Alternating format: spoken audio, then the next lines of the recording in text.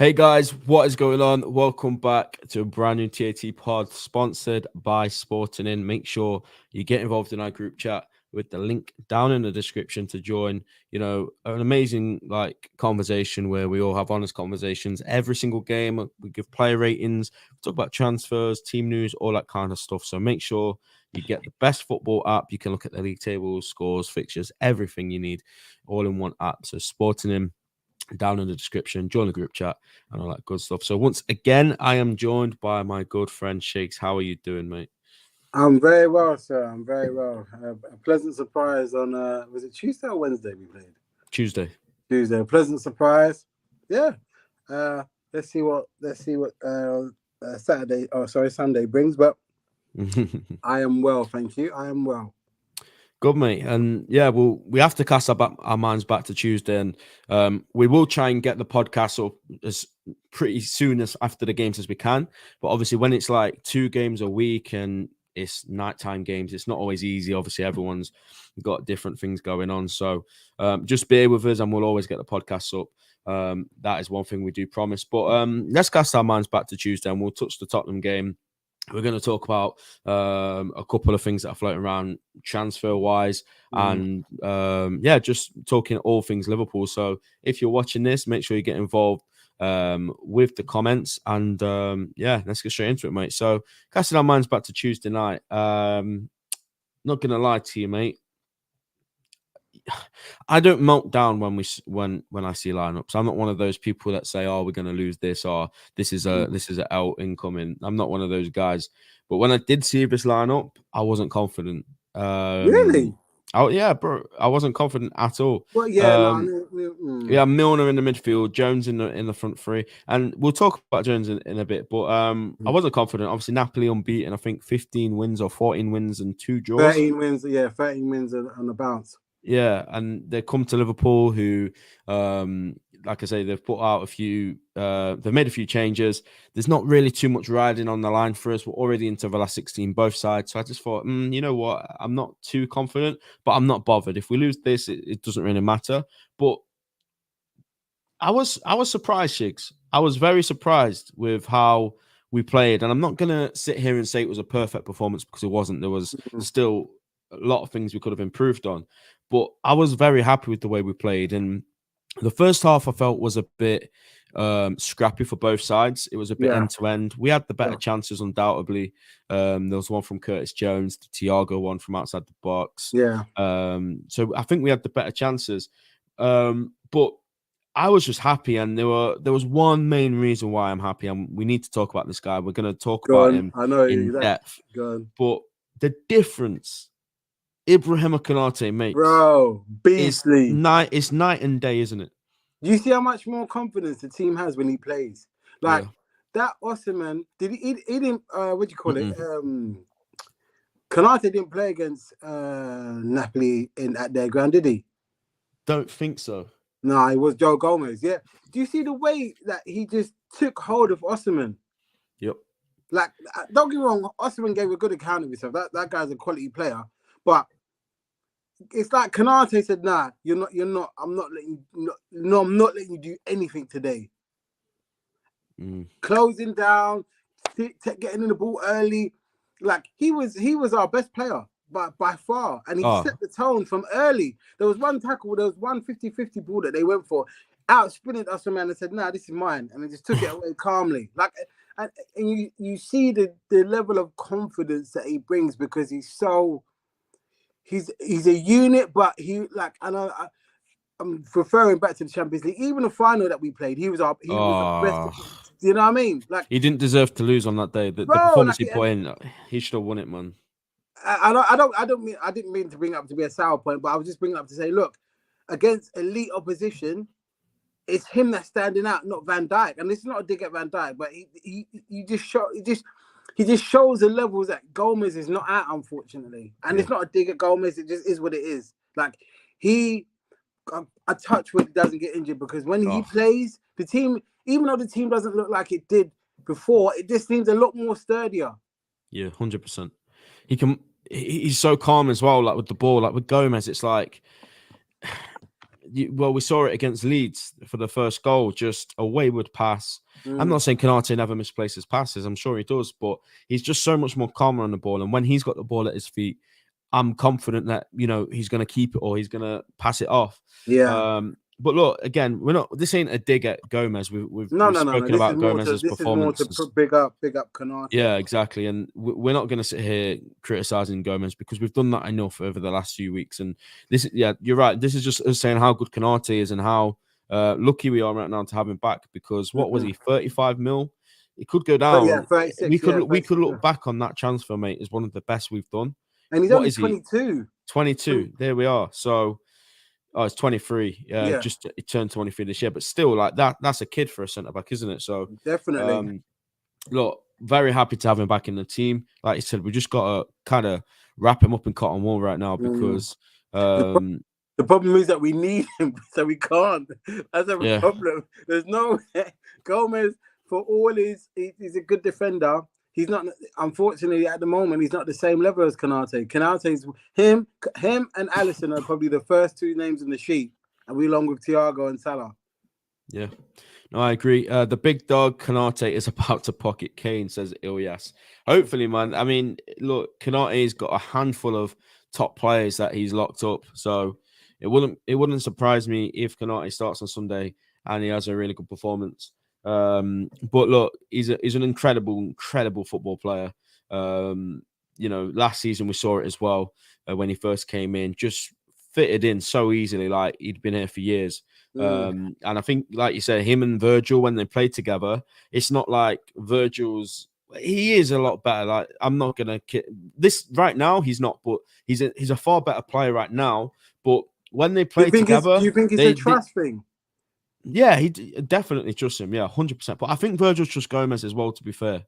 Okay. But I feel like when Virgil plays with Gomez, he knows he's got to do more. Yeah. But when he plays with Konate, he might think, oh, you know what? There's basically like two of me now. Like, obviously not as good, but that's basically what it's like having two of him, which when Virgil does move on, and let's be real, he's what, 31 now? 30? Yeah. I don't know exactly how old he is. It's going to come in the next 3 years, probably. Yeah.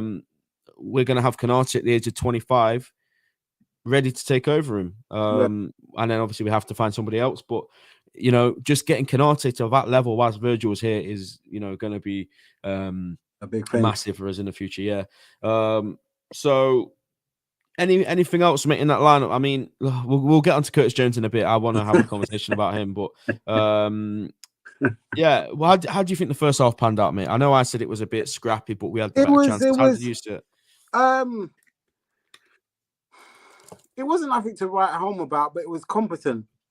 Like, it wasn't, they didn't do anything stupid. They didn't give Napoli any room to do anything that would cause us any issues. They were very compact, very tidy, kept it simple.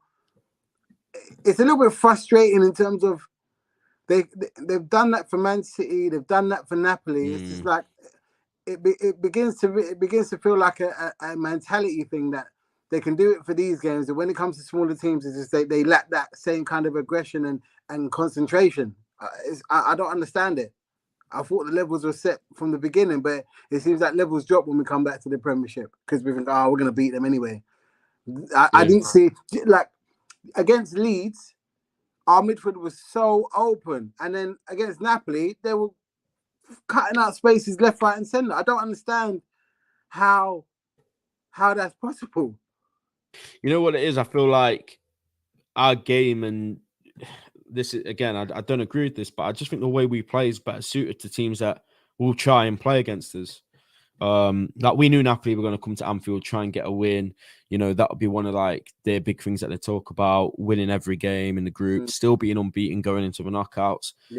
City obviously doing the same. They're going to try and come and play and beat us. But when you're playing against Nottingham Forest and Leeds United, even though Leeds, it was more end to end. Yeah, Leeds weren't setting up shop. Yeah, but I just feel like when there's more space for us, we'll be fine. And again, I don't like that our performance is based on what sort of team we're playing. We should always be looking to win games. And I get there's so much negative about that, and there is a negative side to it, but maybe this team's just better suited to knockout football this season. And we're going to have to try and salvage something to get top four. And if we can kind of somewhat rescue it, I'm not saying I have said before we're going to win the Champions League, but even if it's like a FA Cup or a League Cup and top 4, if that's a bad season, then it's not disastrous. So Yeah, I'm still kind of, yeah, I'm no, not too. obviously I won't be if it's the Champions League, I don't care where we finish in the league. But Yeah, that's fine, but yeah, no, I don't if we think get us top will. 4 and win one of the domestics, I'm not gonna sit here and say it's an incredible season or a successful season for us and our standards. Don't get me wrong. No, I But wasn't even gonna say that. I yeah, just think, for me, I just think the top 4 is, well, you know what? you think it's done? Yeah, I don't think, because Oh, really? yeah, I don't think we'll get in top 4. I don't Oh, think. wow. I don't, and you know me already. I'm not the type of person to give up the ghost like that. But there's too much inconsistency in the team and there's too much ground for us to make. Well, how many points are we off it? 9, something like that. I'll have a look. I haven't looked at the league table in a long Yeah, time. bro, I haven't either. Not worth the torture. 8 points, but we've only played 12, and Newcastle have played 13. So Maybe. The thing about it is that we're so inconsistent. Yeah. Sunday's game will be a good indicator on whether we can get top 4 or not, because we haven't. Will it though? Because that's another big team that we're gonna probably turn up against. Tottenham are a good team in the fact that they don't open up. They sit back, and then hit people on the break. Yeah, so it'll be interesting to see what we do against them. Yeah, we'll get on to Spurs in just a little bit, but yeah, second half, mate. Again, better. I think it was a lot better. Yeah, still creating chances, still having the best of moments. But the game changed, mate, when a certain player was substituted onto the pitch, and this is a player who, here on TAT, we've always backed and we've always supported him, and we've always seen how much potential he's got. But a lot of people, Darwin Núñez, just didn't ever give him a chance. He's like Marmite to some people, bro. Yeah, that's exactly what he is. But I don't see, like, if you look at his stats, he's got a goal every 104 minutes. I think he's got like 9 goal contributions in however minutes he's played. But his minutes played is nowhere near what we would have expected. Obviously, because of the red card, the 3-match ban, he had a little hamstring issue, I think. So that's already 4 games that he's not played. He's only played 743 minutes, and he's got 7 goals and 1 assist. And that game, mate, he came on. I'm not even the goals, by the way. He obviously played a huge part in the goals, but there was that moment where Alisson plays the ball up to him. He rolls the defender, and then he plays it across the box, and Mo Salah misses it by this much. And that was incredible. And if Salah put it in the back of the net, everyone's like, whoa, what an assist. And then obviously the first goal, Salah's goal, he wins the header, keeper saves it, Salah taps it in. Second goal, Virgil wins the header, keeper saves it. Is it going in or not? I don't know. But Núñez is there, right place, right time to make sure it goes in. So what is it with him, mate? Why are people so harsh on him? You know what people don't like him is because he's not pleasing on the eye. He's more substance than style. People want to see silky touches, laying off kind of like nonchalantly. Like he does sometimes let himself down. It's like when sometimes he does the harder stuff easier than he does the easier stuff, if that makes sense. Yeah. And people don't like it. And I'm just like, forget all that. Forget all that. As long as he does his job, the guy comes on and makes an impact every single time. Like every single time we played, even though if he hasn't scored, he's come on and done something whereby, you know what? He helped to score, got an assist.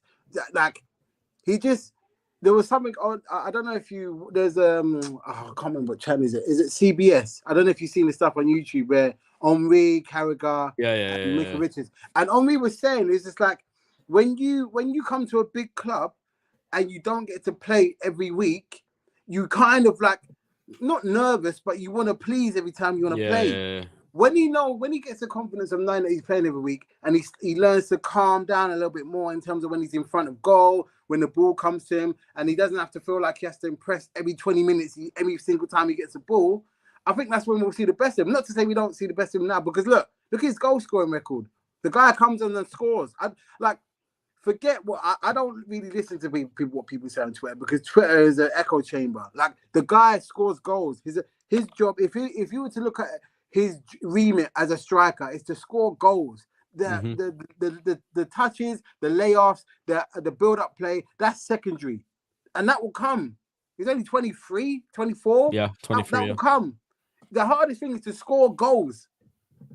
That's the 100%. hardest thing to do. And the guy, every time he comes on, he's a threat. You see it. Like, as soon as he came on, the game changed. Yeah, 100 straight away. You're right, mate. He's raw. He's 23. And I said this in the last stream was in, like, this guy came to a Liverpool team that isn't firing on all cylinders. If this Liverpool team was the same team, I know we still were really bad in 2021, but that was for many reasons. But Jota came into a team that just won the league. And was banging in goals. Yeah, 15, 20 goals in that first season. And he had a big injury as well in that first season. So that was really impressive. And everyone was like, oh, they're incredible numbers for a new player. But Darwin's come in now to a Liverpool team that isn't firing on all cylinders, that isn't functioning. Numbers. And he's got 7 and 15, and they're not 15 full games. So he's probably projected to get 20 goals, to be honest. He needs 13 more goals. And I think I said on my channel, mate, when we signed him, I think I said to you, if he gets 20 goals in his first season, then that's a job well done. That's people, you know what it is? I think players like Mo Salah and Erling Haaland have made people think 20 goals is just anyone. But if you look at players like Wayne Rooney, he barely ever hit 20 goals a season. Like maybe once, twice, 3 times, and that's over a 15, 20-year career. So 20 goals. If Núñez, I'm not saying he will, I think he definitely can get 13 more goals. Yeah. So if he does get 20 goals in his first season, what is the fuss all about? Because you hit the nail on the head, mate. People want step overs and flair, and it's not. This Liverpool team is lacking fundamentals right now. We don't need all of that stuff. Get the basics down, son. All we need him to do, and all we need anyone else to do, is put the ball in the back of the net. Everything else comes after. Like when Luis Diaz is back and he's doing no-look passes and stuff like that, great. When we're winning, that's absolutely fine. But right now, we need players to get that ball, put it in the back of the net. And like you said, mate, that's what Darwin seems to be doing. So if he starts on Sunday, well, he definitely will start on Sunday. I think he'll cause Spurs a lot of problems. I don't know if I want him to start. Oh, no, he's got to start. No, but hear my point. It's not because I don't think he's good enough. I know what you mean, the defensive style to Tottenham. Yeah, and just not even that. He just when he comes on, he changes the mode of the game. Yeah, I know what you mean. I know exactly what you mean. We'll get on Spurs in a minute, mate. I just want to talk about Curtis Jones for a sec, because I know you've got a strong opinion on him. So thoughts on him? I mean, to be fair, mate, I don't think he was bad on Tuesday night. Yeah, let me not. He's frustrating because I think there's a player there, but I don't know what it's going to take to get out of him. Like, there was one incident in the second half where we were breaking and the ball came to him. Instead of him to turn and just play the ball forward, he did all this step holding the ball up, holding onto the ball too long. It's like, bro, like, there was no need for that. Yeah. Touch it, get it, control it, play it on, because there was no one on him. And it's just, those little things are the things that kind of just like annoy me, because like he like there was one point in the first half where he did some quality. He had 2 players around him, and Matt still managed to get and it's just like, why is it when it's the same thing as Núñez? When he's in a difficult situation, he does the hard things well. Then when he's in an easy situation, it makes it more difficult for him. So it's like, why? Yeah, no, I hear it. But my thing with Jones here is, I agree with you. Like, all we need Curtis Jones to be is a good player, a squad player. He's never going to be in the plan to start for Liverpool week in, week out. Yeah, that's not going to happen. But you need game. You need a run. Yeah, 100%. But the thing that I don't understand is, why does every single player in the squad have to have like the highest of standards? Like, yes, we want our players to be the best they can be, absolutely. But I just want Curtis Jones to be Curtis Jones, and by that, I just need him to be good enough to, when we rely on him, when we need him to play on the wing, when we need him to play centre mid because of these situations where we've got no players, like, just be fine. And okay, a few times this season he's come on and has been poor. I'm not denying that, but I think not from you, by the way, you don't do this, but a lot of the hate that people have for him, I think, is very unjustified.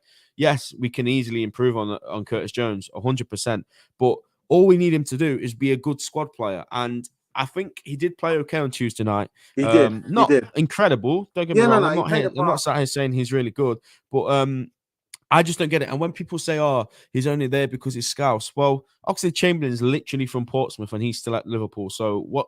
How can that make any sense? That if people think that we employ football players because they're Scouse, then we'd still have John Flanagan here. We'd still have Jordan Rossiter here. We'd have all these.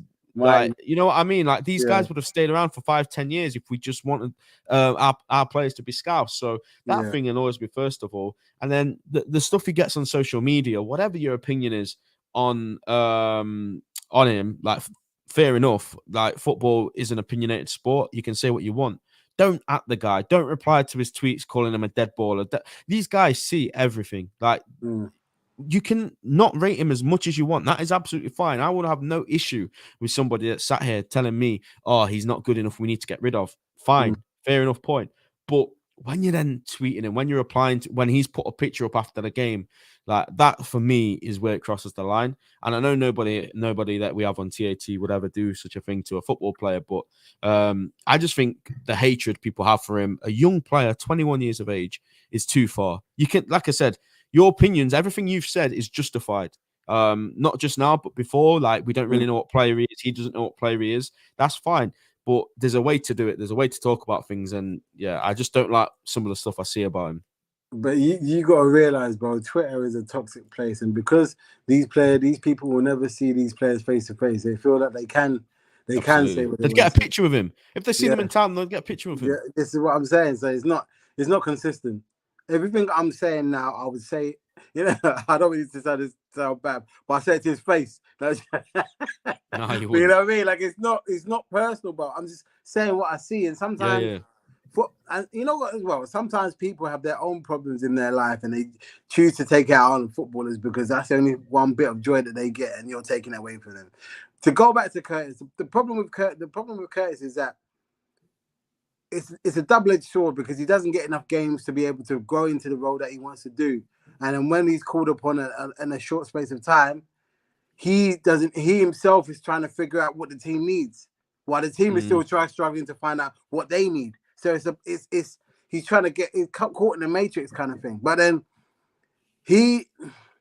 like I said, Tuesday's game, he played well. Like, there was a couple of chances where he could have done better, but he played well and he did his part.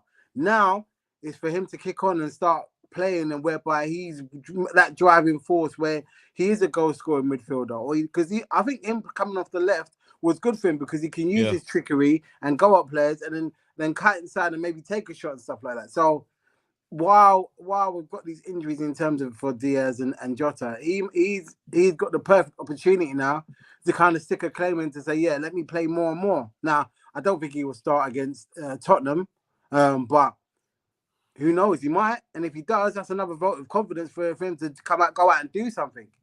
Facts. I think the more and more he plays, the better and better he will be coming. I think that continuity, when you get 4, 5, 6 games under your belt, you kind of get into the flow of how the team wants to play, and then you're able to do your own thing. But it's difficult. I think the cups will be big for him. Obviously, we've got Derby coming up next week, I think. So obviously, I'd assume he'd get 90 in that. So that would be big for him. But yeah, I agree. It's just, obviously, when everyone's available, he's not really going to get a sniff, maybe from the bench. So I know what you're saying. Quick question. Go on. What did you think of Ramsey when he came on? Yeah, really good. I was impressed from what I saw. Yeah, so seems very confident. A little cross turn on the field. Yeah. Okay. So this is where this guy's been hiding, man. Okay. Listen, I think from what I've seen, obviously he's been playing with the under-21s to get his fitness up and to get him up to scratch, and he's been scoring goals and like doing all kind of madness. And then look, it's under-21s, and he was signed to play for the first team. So got to do it. Yeah, exactly. You can see the technique on him. Like we said, the confidence. to just come on and do that against Napoli for an 18-year-old right back. It's quite interesting. So again, the derby game. Hopefully we see him start. I can't imagine anyone else starting. Maybe Gomez might start right back, but he's surely going to start centre back. Yeah, 100%. I agree. But yeah, we are into the next round, mate. We already knew this before the game anyway, so this isn't new. But what we do know now, mate, is our potential opponents, and they are as follows: Bayern Munich, the return of Sadio Mane to Anfield; Benfica, the return of Darwin Núñez to Benfica; Porto, the return of Luis Diaz to Porto; or Real Madrid, the rematch of the Champions League final. So, look, listen, let's not kid ourselves. We're all begging for Porto. Like, let's not beat around the bush. They are our whipping boys in the Champions League. I was looking at our head-to-head record with Porto. I think they've never beat us, and let me get it up now just so I can. We've battered them every time we play them. I think they got 2 draws. But then the rest of that is Liverpool wins. So yeah, that's definitely who everyone wants, isn't it, mate? It pains me to say it, but I think we're gonna get Bayern. I don't know why. Lord. I'll tell you why, mate. Because they're gonna put the balls. They're gonna make them hot so that Mane comes back over so they can tell stories, mate. That's why. The whole thing is gonna. And to be honest with you, I don't want to face Madrid, bro. No way. Listen, all these people thinking they're cool, saying "Bring on Madrid rematch." Yeah, you said the same thing last time. Yeah, no. I don't need. There's no rematch, man. I don't need to see that. There's no vengeance. Nah, we tried it. Nah, I don't need to. But I got a feeling we're gonna get Bayern. I just got it written in the stars, bro. Especially with Sadio. I just feel it. Don't get me wrong, if we get Porto or Benfica, I'm happy. If we get Madrid, I'm pissed. You know what? Benfica are looking a bit crazy this season. You know, I think they might be unbeaten. We love an unbeaten run, bro. 100%, yeah. 100%. I'd take them. Those two over anyone, but Benfica.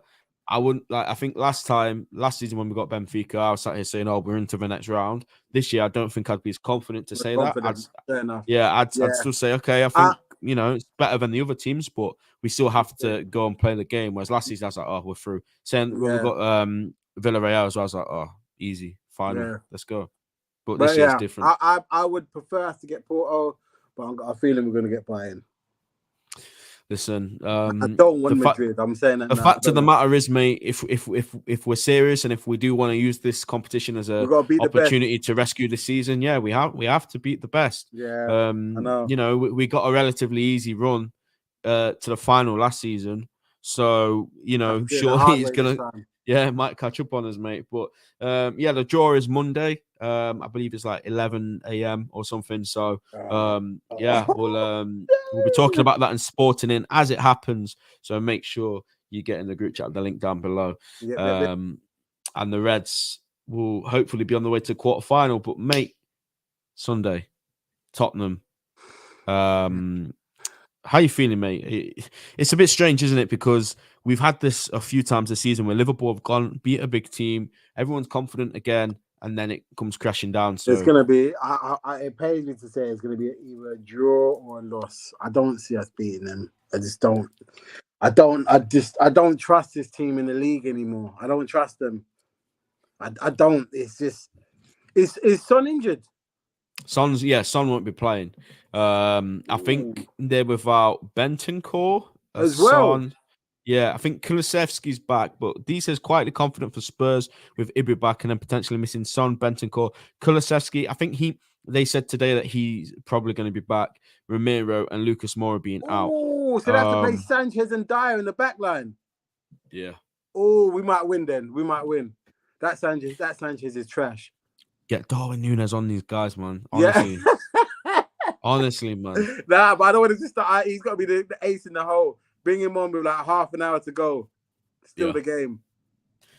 Yeah, no. I'd start him, but listen, I don't know because Tottenham are a weird team, man. Like their ground as well is crazy. Like, and I don't like. We won there. We drew. No, we drew there last time. Yeah, was it the Alisson mistake right at the end? or was that at Anfield? I can't remember. No, he do you didn't. No, No, where he like goes over the ball and they come out and score right at the end. No, the one last season was when they scored. They scored where Son scored last season, and we drew at their ground last season. Yeah, we drew. Yeah. But we won the season before though. That pandemic. Yeah, our record against Tottenham mainly is really good. It was 2-2 at their ground and 1-1 at Anfield. Yeah. That was it. Yeah, so I don't know. Like I said, bro, it depends what Liverpool turns up. If the Liverpool that played against Leeds turn up, we're gonna get battered. If the Liverpool that played against Napoli, we might win, or Man City, we might win. I can't call it, bro. This is the thing. Like predictions now and previews are actually interesting for us now because before we'd just be like, oh yeah, we're gonna win, we're confident 2-0. But now it's like we actually don't know. Like anything could happen and we wouldn't be surprised. Yeah, literally. So yeah, it's not gonna be an easy game. I don't see there being too many goals. There will be. If Sanchez is playing, there'll be bare goals. You reckon? Okay, fair enough. But we all know Kanate's got to start. Zeus or Robert at left back? Just because of the amount of games they've each played, I would put Robbo. Yeah, because one thing I noticed from the Napoli game, again, I've said this a lot, both the goals did come originally from a Tsimikas cross. Yeah. And I think he's probably our best corner taker that we have. Yeah, but you know what it is? I just don't want him to get injured. Yeah, that's and it's good because Robbo now, have you noticed, Robbo hasn't had a shit game in the last couple of weeks. He's actually got so much better, recently. Yeah, do you know what I mean? Because if he puts a shit performance on, he'll get hooked. Yeah, no, 100%. It's really good competition between them two. And yeah, no, 100%. I think as well the fact that Simi did start against Napoli does probably say that he's going to start. I'm happy with that though, because it gives, they both get into a room and okay, right, I'm going to play this game, I'm not going to play this game, and he put in a good performance. I have to put in a good performance now. Like if I don't, then he'll keep the spot. Because I think there's only 2 more games until the World Cup, isn't it? Yeah, this and Southampton and Derby in the Cup. This World Cup is a joke thing. But anyway, that's a topic for another conversation. Yeah, I mean, to be fair, mate, we're going to finish on some stories that have been going around the old social media recently. Declan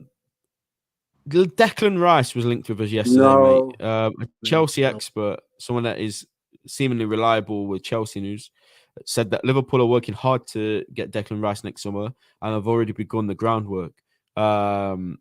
What's your immediate thoughts on that, mate? They're going to want stupid money for him. See, I'm not sure because in the summer... He just signed a new contract, didn't he? No, in the summer, he's got a year left. Oh, did he sign a new contract? No. In the summer, he's got 1 year left on his deal. I'm pretty sure. I'm fairly confident. And just to touch on this, yes, 100%. 1,000,000%, yes, for me.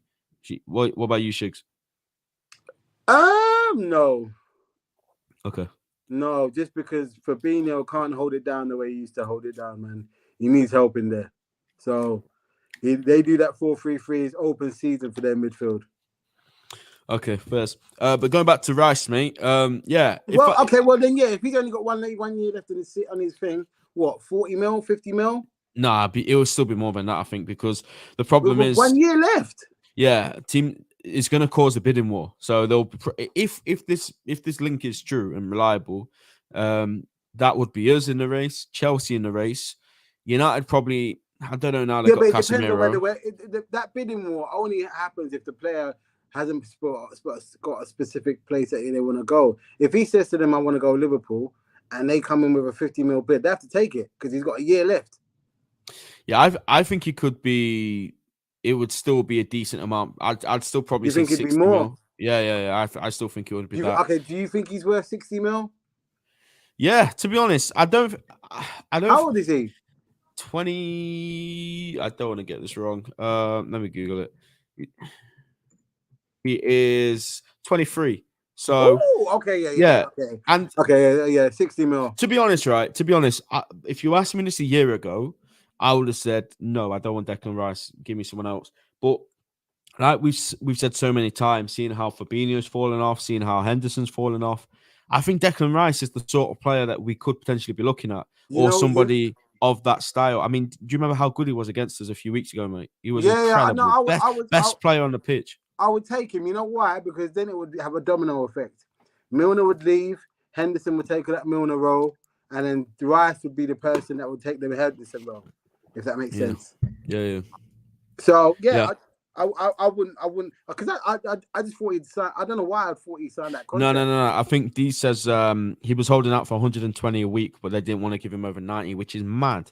Because if they just gave him another 30k, if that's what he wanted, they would have had him for a long, like, it Another would have 4 or worked 5 out years. better for them. Yeah. But Yeah, now well, they've got to sell him or they're going to lose him on a free, which I don't think West Ham can do really. But yeah, look, if Declan Rice is one of the midfielders, he's a London boy, so he'll probably go Chelsea. Yeah, I think he's a Chelsea fan as well. I'm still expecting him to go to Chelsea, to be fair. I think maybe they're just using our name for a bit of clout, speed things up a bit. But I think he'll still go to Chelsea. But it's interesting if the report is true that, we're potentially after a midfielder that is more, like you said, of that style, because obviously Bellingham links, and again today that came up that we're still front runners for him. I think that will obviously depend on if we get top 4. Yeah.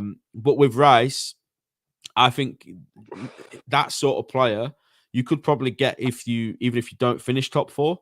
But I still think that, I think Chelsea have been working on this guy for a long, long time now. So to replace Jorginho. And Kante. So I still expect him to go there. But if Liverpool signed Rice as one of the midfielders, because let's not kid ourselves, we need more than one, I'd be happy. But if they just got him as the only one, I'd be a bit annoyed. Kev says, Ben, will Liverpool get finish in the top 5? Mate, we're getting top 4. Shigz has played it down. We're still getting top 4. Newcastle will fall off. United will fall off. All these teams above us, they haven't had their bad spell yet. So, listen, these teams aren't going to keep up until the end. The only thing, obviously, Newcastle have probably got like so much money that they can just go and invest in January. United probably might do something, but I just, these guys haven't had that spell yet where they get multiple losses in a month. So when it comes, obviously, we've got to be on our game and we've got to take chances, because Chelsea literally lost to Brighton. I was watching the game on the way to the Leeds game on my phone, laughing at Brighton, at Chelsea, losing to Brighton. I said to my brother, like, this is actually shaping up for us to lose, isn't it? Everyone else around us in the table dropping points, because I think Bournemouth will be in Spurs at this point as well. Yeah. And then obviously we go and lose. So very frustrating. Yeah, no, it's calm, mate. So obviously the main thing that we need to do is when other teams lose or drop points, we need to make sure we're on our game. Dow says, after hearing Drake's song, I'm very confident of Arsenal falling off. That Drake album, I turned it off after 3 songs, mate. Absolute trash. Drake's a pop star now. If you get Rice, you'll get... Why have I even put that comment? Kev, you're a troll, man.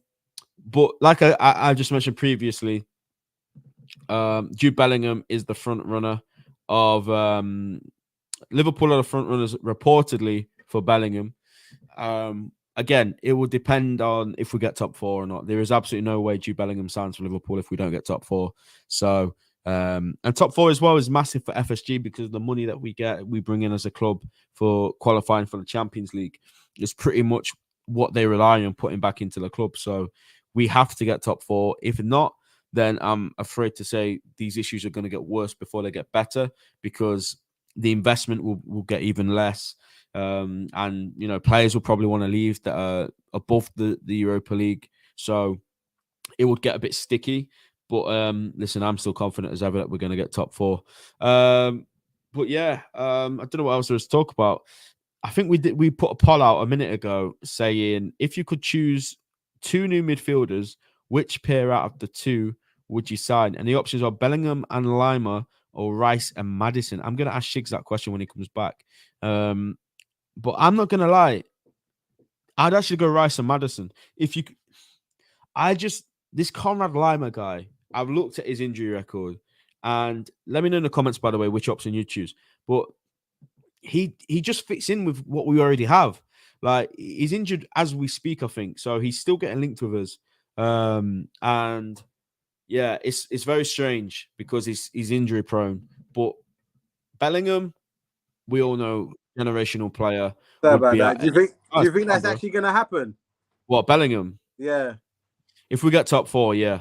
Okay, cool. If Because we don't, they're then saying that they want Naby Keita, innit? oh, listen, mate. Naby has to go. Yeah. Naby, this is so. I never thought I'd say these words. Naby has to go. Like, he's not in training again today. I What, he's think injured again? no. I don't think he's injured. I think they're just holding him to sell in January, and they don't want him to get injured. Look, has Naby Keita been injured this season? Yes, obviously he has. He's Naby, like, this what happens. But he's barely played recently. He tried to push for a move in the summer with a year on his contract. Liverpool aren't playing him when he's back. I don't know, man. I think they're just trying to protect him so he can leave in the January window, maybe get like 10 million for him or something. But it will be a sad day for me, one of my favorite players leaving the club. But I've always said the club comes first, and these injury-prone players are holding us back. And obviously, Thiago, I kind of have an exception for him because when he plays, he's just different gravy to anyone I've seen apart from Steven Gerrard, Xabi Alonso. Right. But Naby, really good player. I love the guy. Always had a big soft spot for him. But come on, his availability is what's been a problem for many years. Like, if you had Naby available for 80% of the season, then you'd be sat here talking about one of the best. One of the best. But unfortunately, it's just not happened. But Shigz, we were just talking about a poll that we put out on Twitter. We'll finish the podcast on this, mate. If you could choose 2 new midfielders, which pair out of these would you go for? Bellingham and Conrad Lima, or Declan Rice and James Maddison? Oh, come on, Bellingham and Rice. Really? Because I said the other one, bro. Really? Nah, man. We need goals from midfield, man. Sorry, it was Bellingham and Lima or Rice and Maddison. Oh no, Bellingham and Lima. Not. I'm not taking Maddison. I don't rate him. You don't rate Maddison? No, he goes missing when you really need Maddison. He goes missing. I think Maddison, if we carry on playing the way we're playing right now, I think he'd slot in at that right centre mid spot like an absolute glove, to be honest. You really think so? Yeah. Obviously, you lose that defensive. I guess, to be fair, well, if you're going to do that, you may as well just play Harvey Elliott there. But because Bellingham can do both, bro.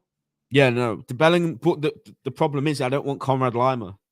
Yeah, I know, but but for me, you lose more than you gain with Maddison. You lose more not having Bellingham than you gain with having Maddison. Bellingham is captain of Dortmund. He's been captain of Dortmund. How old is he? 21, 22. He's not even that, bro. He's 19. Bro, come on. The character to do that. And Dortmund are not a small team, and you're captain. That shows levels about your character. Yeah, no. I want Bellingham at all costs. Like, he's the one, but I don't want Lima, and that was the question. Yeah, no. I'd suffer Lima for Bellingham all day. Yeah. Well, fair enough. But I looked at Conrad Lima's injury record, and he'd fit us anyway because he's always injured. There you go. Dow says, I saw a team on Twitter today with Xabi Alonso and Thiago in a double pivot with Steve. Oh my gosh. Imagine what could have been. I mean, that would be the most perfect midfield. The way Jude can play left wing and centre mid. He's essentially Curtis Jones with 10 times technique and a Brummie accent. There you go. I don't even think 10 times. I think Bellingham is 10 times, but he no, add more to the team. I'd say more. Yeah, well, there you go. Bellingham's special. Like, let's not kid ourselves. Whatever team gets Jude Bellingham is getting for a treat. The best for 10 years. Like, that's a fact. And you get these edgy people on social media that seem to play him down and don't really rate him. Like, it doesn't make you cool to not rate a 19-year-old. Like, Bellingham's special, right? And like I said, if we get top 4, I think he'll sign, because this is the guy that this club have been putting all their eggs into. There's been too much talk, and there's been too much, like, it seems like they've been planning it behind the scenes year after year, not signing a centre mid leading up to this moment. So now if this guy doesn't sign for the club, I said it that when we didn't sign a centre mid last season, I was prepared to say, okay, fine, we'll wait for Bellingham as long as you go and get Bellingham. If you wait and you don't get Bellingham and we sacrifice not signing a centre mid last summer for a player that's not even signing for our club, then there's a big issue. And then I'll call the manager, the owners, everyone. But for now, let's just see what happens. You know, all these links are going to keep coming in. Let's hope that we sign one in January, because I think if we did that, that would be a huge boost for the rest of the season. Maybe the Moises Caicedo thing's still alive. Maybe we've still been talking about him that. And if we was to get Bellingham and Moises Caicedo, I'm a god. You know what I mean? Like, we're good. My issue with Caicedo, and just before we finish, he's only played 20 Premier League games. But you can see the potential is there, though, bro. Yeah, 100%. You can't deny that. But guys, that's going to be it for this TAT pod. Hope you have enjoyed it. We've covered pretty much about everything. Make sure you smash the like button and subscribe to the channel, because we're still trying to get 300 subscribers. So it would mean a lot if you could do that. And we'll be back after the Tottenham game to talk about it. And hopefully the Reds can follow up the Napoli win with another big 3 points. Please, God. So take care, guys. I will see you next time. See you later.